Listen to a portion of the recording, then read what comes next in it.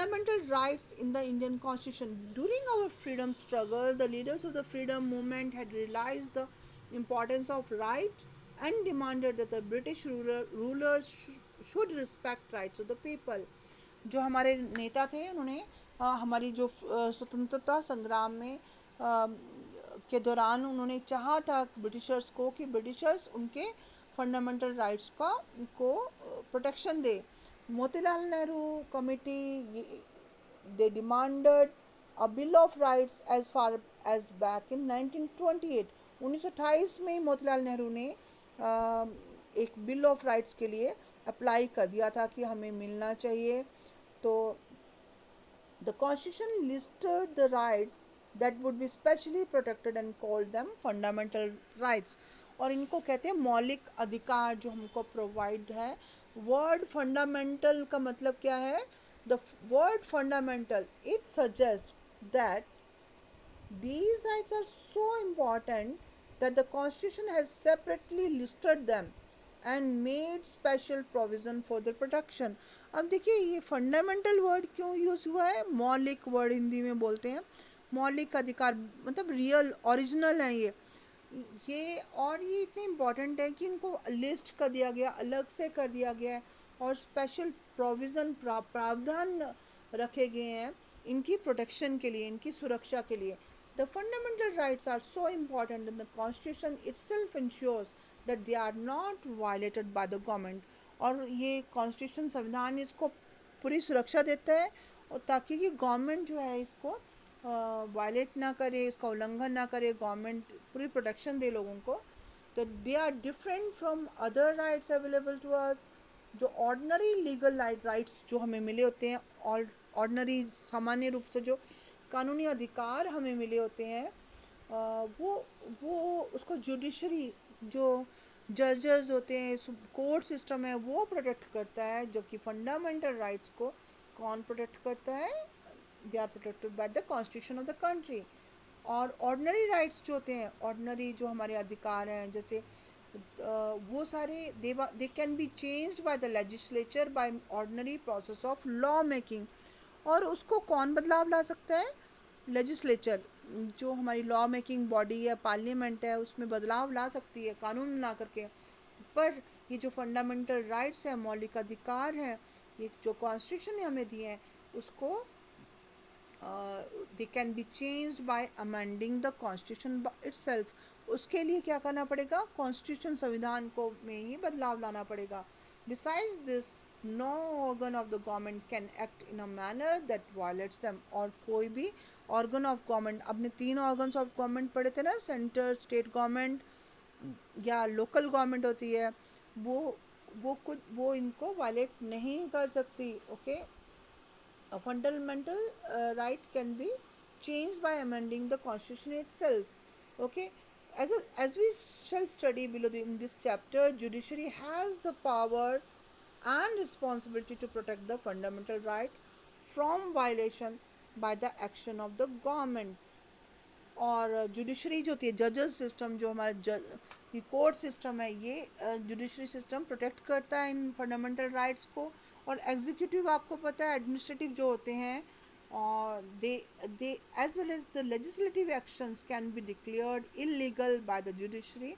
और जो ये एडमिनिस्ट्रेशन वाले होते हैं, एग्जीक्यूटिव्स होते हैं, या लेजिस्लेटिव जो काउंसिल होती है, लेजिस्लेटिव मतलब न्यायपालिकाएं जो जैसे कि स्टेट गवर्नमेंट होती है या सेंट्रल में गवर्नमेंट होती है, ये अगर गैर कानूनी इलीगल काम करेंगे तो जुडिशरी उनको इलीगल घोषित कर सकता है. वो उस केस में जब वायलेशन हो, उल्लंघन हो फंडामेंटल राइट्स का, और restricts them in the unreasonable manner. However fundamental rights are not absolute और अनलिमिटेड राइट्स. जो ये मौलिक अधिकार होते हैं ये हमें अनलिमिटेड राइट्स नहीं देते और इन पर भी चेक होता है. तो यहाँ पर चेक योर प्रोग्रेस आप पढ़ेंगे खुद. तो first is right to equality, और यहाँ 2 सिचुएशंस हम पढ़ रहे हैं. राइट टू इक्वालिटी, समानता का अधिकार. तो यहाँ स्वदेश कुमार जो है वो अपने गांव में विज़िट कर रहा है और he is accompanied by one of his friends, उसके साथ अपने फ्रेंड्स भी हैं. उन्होंने they decided to have a cup of tea at the village road side hotel, और the shopkeeper knew Swadesh Kumar but आज the name of his friend to know his caste. फिर उसकी दोस्त की कास्ट पूछता है उसका, जो शॉपकीपर है। और after this the shopkeeper serve tea to Swadesh Kumar को जो चाय देती है, तो चाय उसने अच्छे मग में दी, जबकि उसके फ्रेंड को एक दूसरे मिट्टी के कप में दी, बिकॉज उसको वो दलित कास्ट को बिलोंग करता था। तो यहाँ पर राइट ऑफ इक्वालिटी जो है, राइट टू इक्वालिटी, ये उल्लंघन हुआ है। और order is served to four news readers of a television channels that they would no longer read the news on the screen. तो न्यूज़ रीडर्स जो होते हैं ना, जो न्यूज़ पढ़ते हैं टेलीविज़न चैनल पर, वो सारी वुमेन्स थी। उनको कहा गया था कि they all are above the age of 45।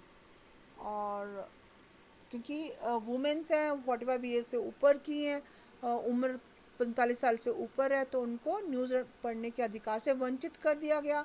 जबकि जो मेल मेंबर्स थे, उनकी वो सेम एज के थे, दे वर नॉट बियर, उनको उनको न्यूज़ पढ़ने दी गई। तो ये दो केसेस क्या बता रहे हैं कि अब यहाँ पर देखिए कॉन्स्टिट्यूशन में right to equality is given, equality before law, equal protection of law, prohibition and discrimination on the grounds of religion, race, caste, sex और place of birth। Male female के में या किसी पर्टिकुलर रेस को, white या black race को, या किसी धर्म बिलोंग करते हैं, तो उसके बेस पर कोई भेदभाव नहीं हो सकता है।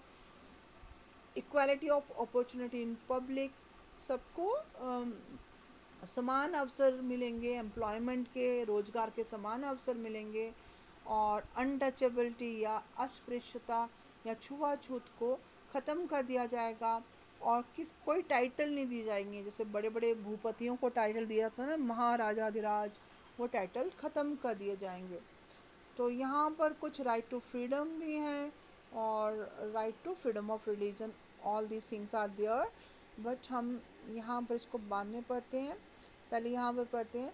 दीज आर द, ये जो एग्जाम्पल्स है, these are the examples of clear discrimination, ये भेदभाव के एग्जाम्पल है। दो एग्जाम्पल जो हमने पढ़े, discrimination is based on the caste, और दूसरे में जेंडर, उसमें फीमेल होने के कारण उसको पढ़ने के अधिकार से वंचित कर दिया गया। तो यहाँ भेदभाव हो रहा है। तो क्या this discrimination is justified? Right to equality tries to do away with such other discrimination. It provides for equal access to public places like shops, जितने भी शॉप्स हैं, होटल्स हैं, मनोरंजन के लिए जितने भी जो प्लेसेस हैं, वेल्स, कुएँ, बैदिंग घाट्स, मतलब जहाँ पर नहाते हैं लोग, और प्लेसेस ऑफ वर्शिप, पूजा की जो स्थान है, वह सारी जगह में सभी लोग जा सकते हैं। No discrimination on any basis was provided. It prohibit discrimination in public employment, रोजगार के लिए जो समान अवसर हर पर्सन को दिए जाएंगे। और this right is very important because our society doesn't practise equal access in the past. हमारे देश में कास्ट के बेस पर, जाति के बेस पर बहुत भेदभाव रहा है बहुत सारे समय से। तो जो प्रैक्टिस ऑफ अनटचेबिलिटी, जो छुआछूत, अछूत, अस्पृश्यता, इसके लिए बहुत समय से संघर्ष चलता रहा। और ये B.R. अम्बेडकर जो हमारे संविधान निर्माता थे, उन्होंने इसको एक स्पेशल प्लेस दिया कि everyone has to be treated equally. Article 16 जो है उसका 4th पार्ट है, nothing in this article shall prevent the state from making any provision for the reservation of appointment or post in favor of any backward class of citizens which in the opinion of state are not adequately represented in the service in under the state। तो देखिए ये सारी चीज़ें जो हैं, right to equality strives to make India a true democracy by ensuring a sense of equality of dignity and status among all the citizens। सारे नागरिकों को समान रूप से डिग्निफाइड प्लेस मिलेगा, सम्मानजनक स्थान मिलेगा इस डेमोक्रेटिक कंट्री में। और एक sense of equality is there. और the same right also provides that a state shall confer no title on a person, military या एकेडमिक फील्ड के अलावा कोई भी टाइटल नहीं मिलेगा किसी पर्सन को। तो नो टाइटल इज़ गिवन। तो ये भी राइट हमारी टू इक्वालिटी में शामिल है। तो यहाँ पर एक आर्टिकल 16 के बारे में लिखा है। और यहाँ पर कि जो स्टेट में रिजर्वेशन प्रोवाइड होती है, appointment for the post in favour of any backward class of citizen और is not adequately represented in the services under the state. तो यहाँ पर स्टेट क्या कर सकता है कि appointment can be made, appointments कर सकता है जो बैकवर्ड क्लास और बैकवर्ड सेक्शन ऑफ सोसाइटी से जो पीपल है, तो उनको अपॉइंट कर सकता है for giving them the equal opportunity. तो यहाँ पर reservation is provided in various jobs. Government can implement social schemes and measures to improve the conditions of certain sections of society, children, women और socially और educationally जो backward classes हैं, backward caste हैं, उनको reservation is provided in jobs. और on the principle of equality, इसमें article 16 जो है यहाँ पर रिजर्वेशन की जो पॉलिसी है, it can not be seen as a violation of right to equality. ये इक्वालिटी